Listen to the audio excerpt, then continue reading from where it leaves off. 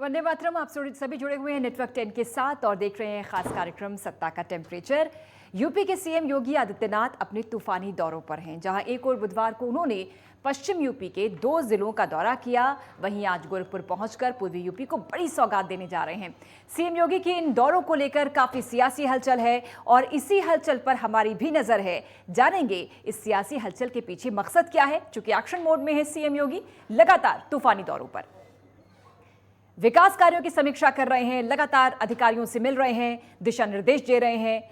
पश्चिम UP को साध रही हैं आज सीएम योगी।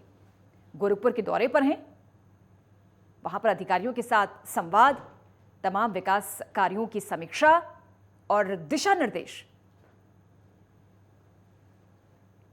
जब प्रदेश का मुखिया लगातार दौरे पर रहे तो अधिकारी भी चैतन्य रहते हैं। इससे पहले सहारनपुर और शामली का दौरा किया और अब गोरखपुर के दौरे पर सीएम योगी। शाकुंभरी देवी यूनिवर्सिटी, साथ ही जिलों के विकास कार्यों की समीक्षा। प्राथमिकता हमेशा सीएम योगी की कि विकास कार्य तेजी के साथ हो, कोई बाधा ना आए और समय पर योजनाएं संपन्न हों।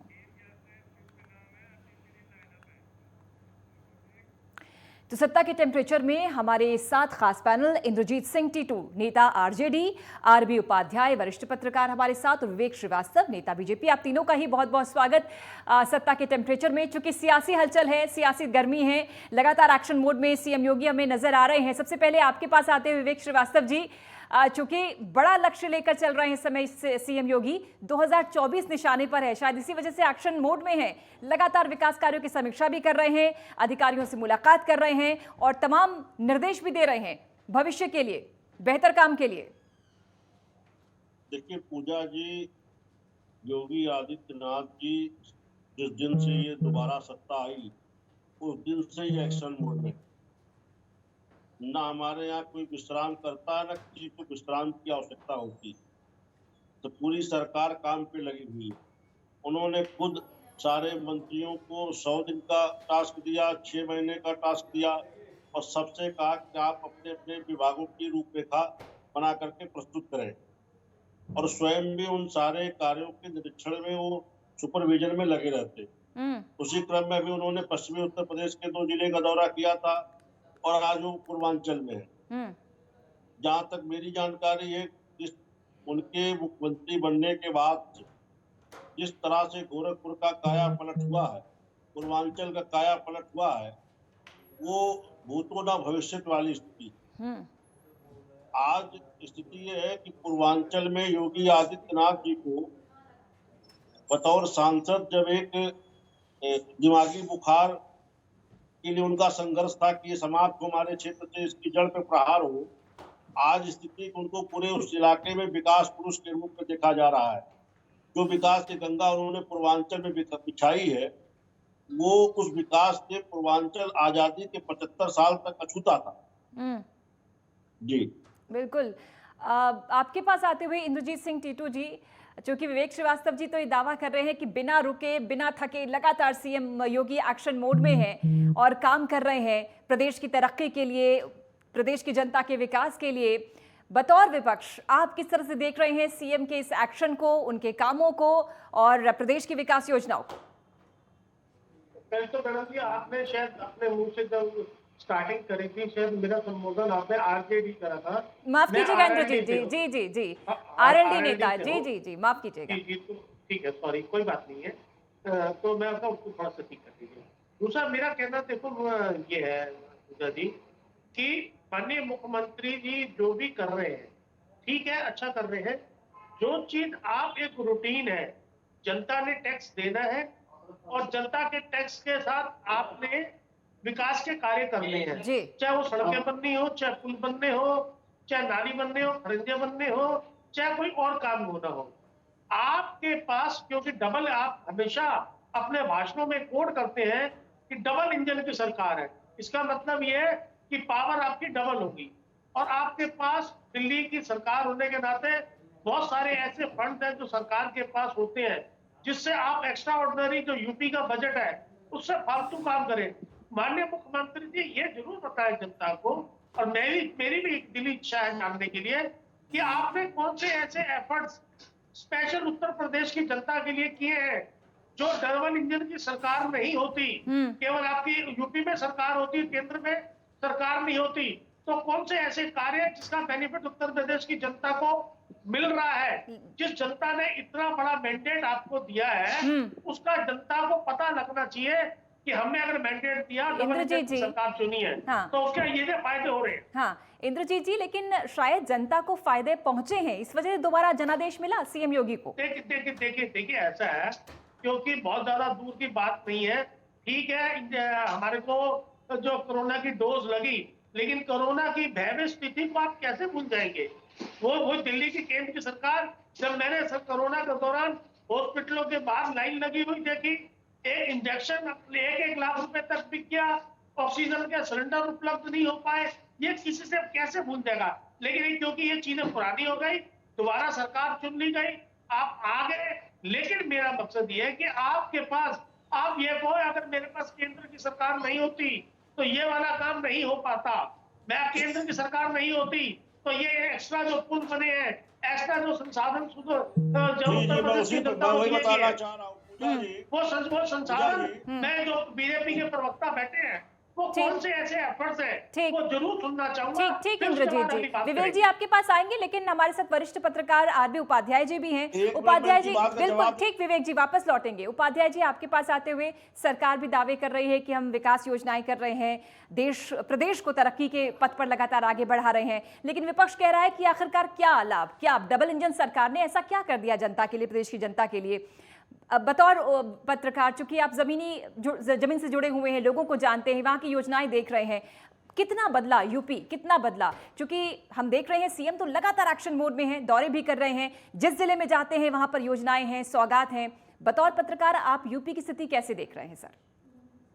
माननीय मुख्यमंत्री जब दौरा करते हैं और विकास योजनाओं की समीक्षा करते हैं तो कहीं न कहीं शासन और प्रशासन पर दबाव होता है कि वो उन योजनाओं को कार्यान्वित करे और अच्छी तरह से कार्यान्वित करे। बिल्कुल, चाहे वो सहारनपुर हो, चाहे वो शामली हो, और चाहे हम गोरखपुर। देखिए 2017 से लेके इसी तरीके से वो प्रवास करते रहे, हर जिले में प्रवास किया है, मॉनिटरिंग की है और अपना जो भी एक बेस्ट हो सकता है वो करने की कोशिश वो कर रहे हैं।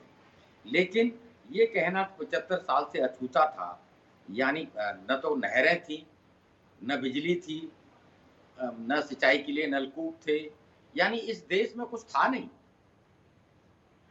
75 साल में। अब देखिए बीजेपी के आने से नहर भी बनी है, बिजली का उत्पादन बढ़ा है, बिजली मिलने लगी है। तो देखिए दोनों चीजें हैं, विकास एक सतत प्रक्रिया है जी, और हमेशा विकास करने की गुंजाइश बनी रहे। बिल्कुल बिल्कुल, बहुत सुंदर। विकास सतत प्रक्रिया ही हम पढ़ते भी आए हैं, जानते भी हैं, समझते हैं, लेकिन विपक्ष इसको मानने को तैयार नहीं। उसको नकार देना कि भी इससे पहले न नहर थी, न नाले थे, न खड़ंजे थे, न सड़क थी, यानी कुछ नहीं था यहाँ पर। ऐसा लगता है कि 75 साल से भारत था ही नहीं, यानी भारत देश ही अभी आजाद हुआ। और मुझे लग रहा है कि ये खोज भी एक अलग से इस देश की या इस प्रदेश की हुई है। अरे भाई ये प्रदेश पहले भी था, इस प्रदेश में पहले भी काम हुए हैं, आप अच्छा काम कर रहे हैं। कितना अच्छा कर रहे हैं?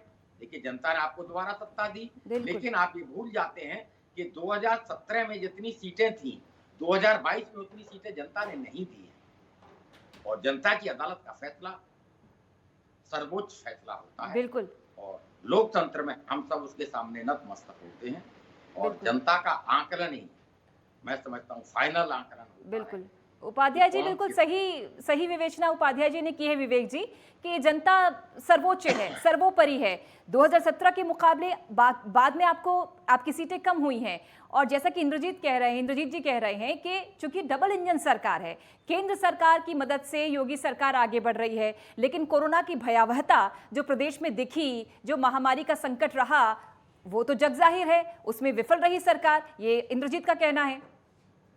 देखिए पूजा जी, कोरोना जैसी वैश्विक महामारी से पूरी दुनिया लपेटे में, उत्तर प्रदेश की तो कोई बिसात रही है उसके आगे। इटली और अमेरिका जैसे देश जिनके यहाँ मेडिकल फैसिलिटी बहुत उच्च क्वालिटी की है, वो भी उसके आगे घुटने टेकते नजर आए। हाँ, इस कोरोना संकट में उत्तर प्रदेश ने ये डेवलपमेंट जरूर किया कि आज हमारे सारे जिला चिकित्सालयों में ऑक्सीजन की व्यवस्था है, बहुतों में तो ऑक्सीजन प्लांट लग चुके हैं। और ये आपदा में जिस तरह से हम लोगों ने उस पर अवसर तलाश करके अपने आप मजबूत किया, उसका प्रमाण है। अभी हमारे जो आरएलडी के मित्र थे कह रहे थे कि ऐसा क्या है जो डबल इंजन की सरकार में हुआ या सिंगल इंजन में ना हो पाता। मैं एक आध योजनाएं उनकी जानकारी के लिए बता दूं। जो काशी का कॉरिडोर बना, कदाचित ये बिना डबल इंजन की सरकार के संभव नहीं था।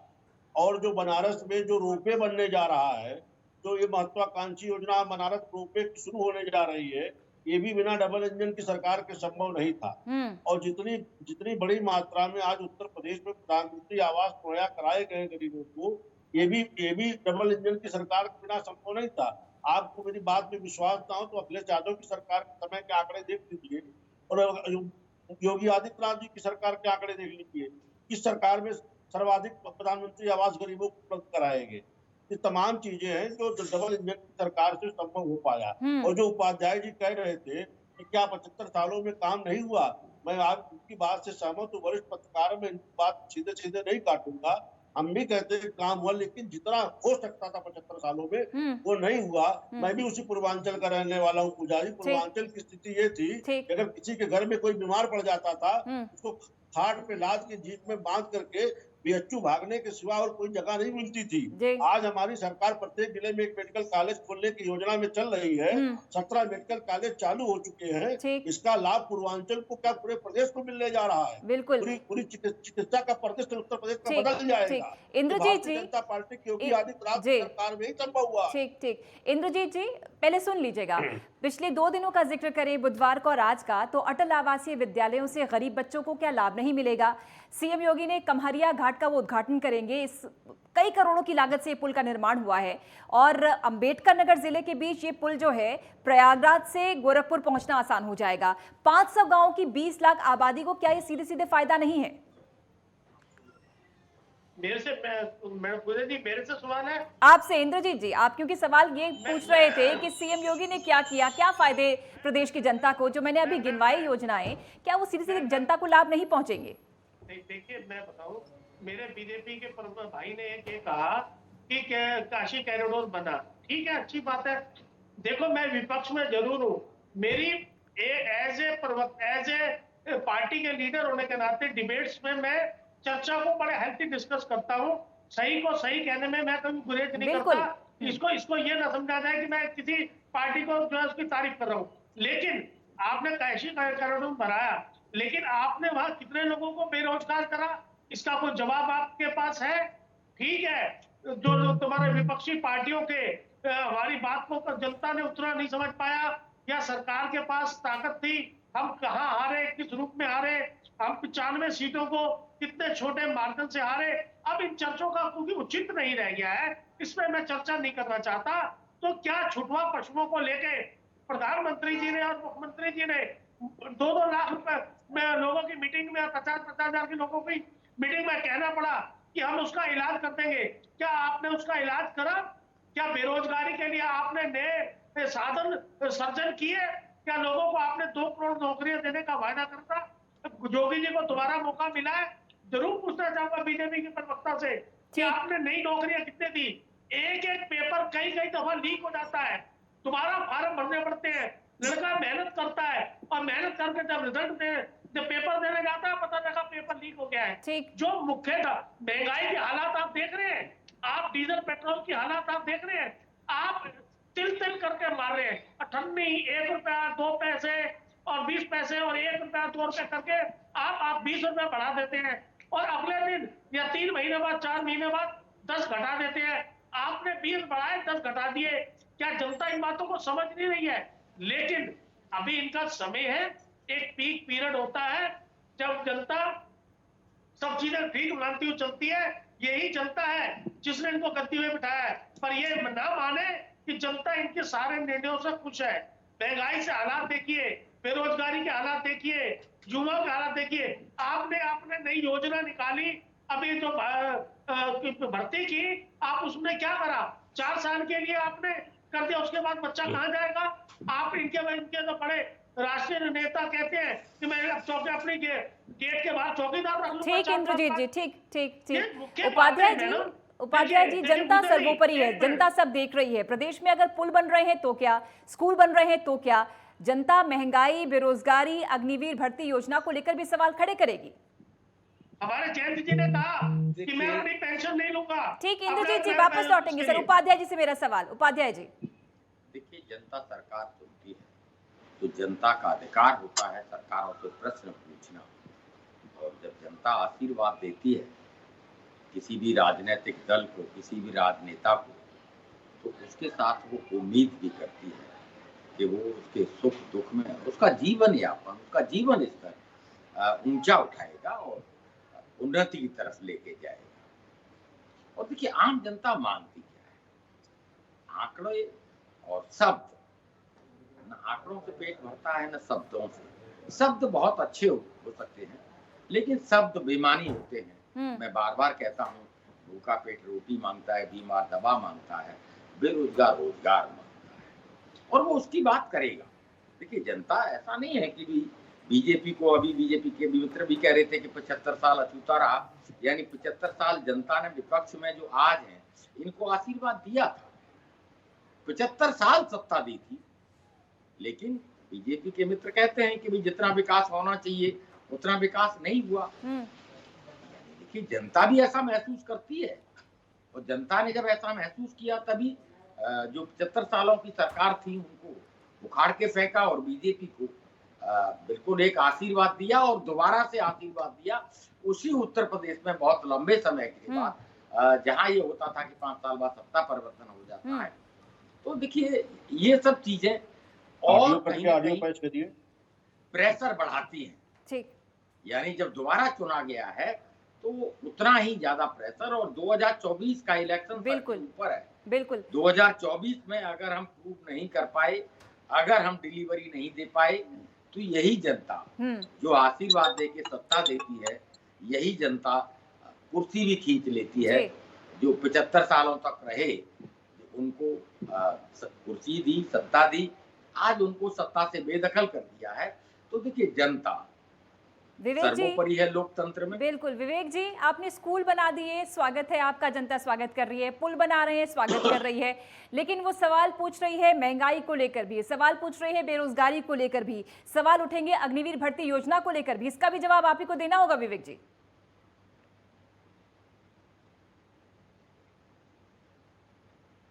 विवेक श्रीवास्तव जी, आप तक आवाज पहुंच रही है?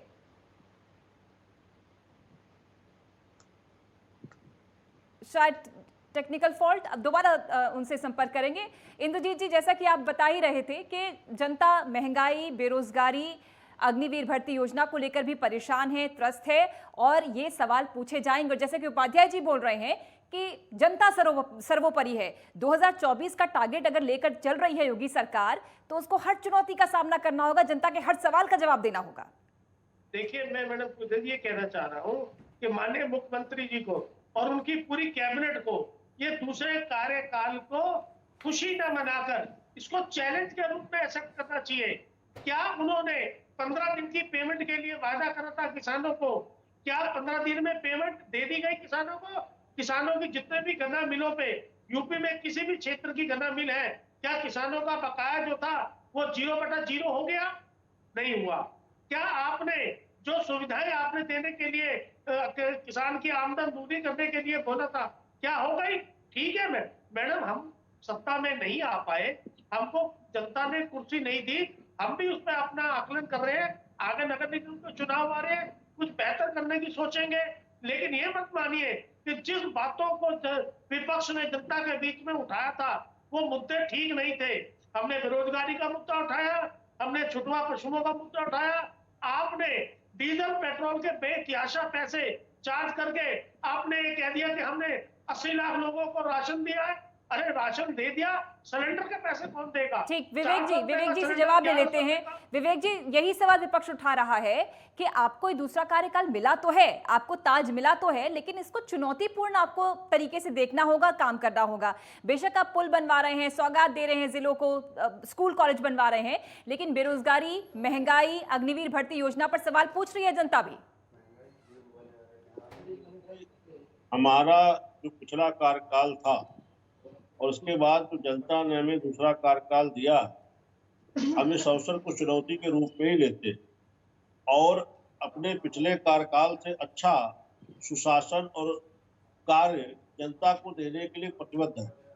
हमारी सरकार शपथ लेने के पहले दिन से ही जनता के कार्यों में लगी हुई है और ना तो मुख्यमंत्री जी विश्राम ले रहे, ना कोई मंत्री विश्राम लेने पा रहा। और तो और हमारे कार्यकर्ता भी जनता के बीच लगातार उपस्थित है।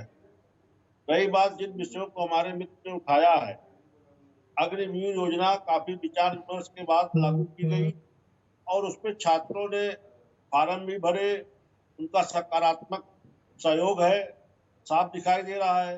अब उस योजना पे चर्चा प्रचर्चा कोई बात नहीं बचती। अगर नौजवानों को देश सेवा करने का मौका भारत सरकार की इस योजना के माध्यम से मिल रहा है, इसका स्वागत किया जाना चाहिए। इससे अच्छे पैमाने पे देश के नौजवानों को सैनिक प्रशिक्षण मिलेगा, वो देश के काम आएंगे, देश की जवानी देश के काम आएगी। अब आ जाइए जिन विकास कार्यों की बात कर रहे हैं, वो महंगाई और बेरोजगारी का मुद्दा उठा रहे हैं। वो सवाल पूछ रहे हैं कि सिलेंडर के पैसे कहाँ गए, गन्ना मिलों में भुगतान नहीं हुआ, किसानों को 15 दिन की पेमेंट का बताया था लेकिन अब तक पेमेंट नहीं हुई। विपक्ष यही सवाल पूछ रहा है। विवेक जी, बिल्कुल उनकी बात का भी उत्तर दे रहा हूँ। देखिए, गन्ना मिलों में किसानों के बकाये का रिकॉर्ड भुगतान भारतीय जनता पार्टी की पिछली सरकार ने किया था।